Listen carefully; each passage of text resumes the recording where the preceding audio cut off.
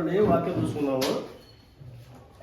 ప్రకటన గ్రంథము 22వ అధ్యాయము 7వ వచనంలో బిస్ప్రో గారు ఏమన్నారంటే, అంటే యోహాన్ గారు ఏమన్నారంటే, ఇదిగో నేను త్వరగా వచ్చుచున్నాను, ఈ గ్రంథంలో ప్రవచన వాక్యములను గైకొనవాడు ధన్యుడు. అంటే సంఘం ఎలా ఉండాలంటే, దేవుడు వచ్చేదాన్ని త్వరగా వచ్చేదాని గురించి ఈ గ్రంథములు అన్నీ కూడా ప్రవచన వాక్యాలను గైకొనవాడు ధన్యుడు. అంటే ఈ వాక్యములు గైకొనవాడు ధన్యుడు. అంటే గైకొనడం అంటే విశ్వాసులకి గైకొనాలి, సేవకులకు గైకొనాలి.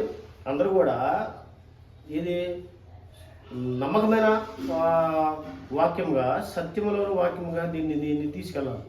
అంతేగాని వాక్యాన్ని సరిగ్గా బోధించకుండా అసత్యాన్ని బోధించకూడదు. అందుకనే అంటే ఏమంటాడంటే, ఇదిగో నేను త్వరగా వచ్చుస్తున్నాను, నీకేం పర్లేదు, ఎవరు చేసే పనులు అటు చేసుకుని వాళ్ళ దాని ప్రకారం నేను చూసుకుంటాను, మీరు మాత్రానికి మంచిగా వచ్చి ఆరాధించండి, మంచిగా మీరు ఉండండి. అంటే నేను పరిశుద్ధిగా ఉన్నానుగా మీరు కూడా పరిశుద్ధిగా ఉండమంటారు. అందుకనే ఎంతమంది పరిశుద్ధిగా ఉన్నారంటే చూడండి, ఇక్కడ శిష్యులు ఉన్నారు చూడండి. శిష్యులు కూడా ఎలా ఉన్నారంటే, వీళ్ళందరూ కూడా సేవా సంఘాల విషయంలో కమర్షియల్ సేవ చేయలేదు. వాళ్ళు ఏమి లేకుండా వాళ్ళ ఇళ్ళని కూడా నేటికి పునాదిలో ఉన్నాయి. వాళ్ళ ఇళ్ళని కూడా ఈ ఇళ్ళని పునాదిలో శిష్యులది.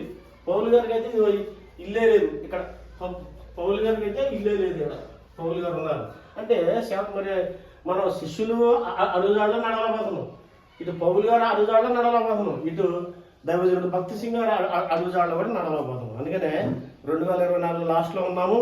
సరి చేసుకునేవాడు సరి చేసుకోండి, సరి చేయకపోతే మీ లెక్క అంతా కూడా 2024లో ఆయన తెలుస్తాడు. ఎవరి లెక్క వాళ్ళకి ఇస్తాడు దేవుడు. కనుక ఈ వారం ఆరాధన రాని వాళ్ళు వచ్చే వారం ఆరాధనకు రండి, వాళ్ళకి చెప్పండి.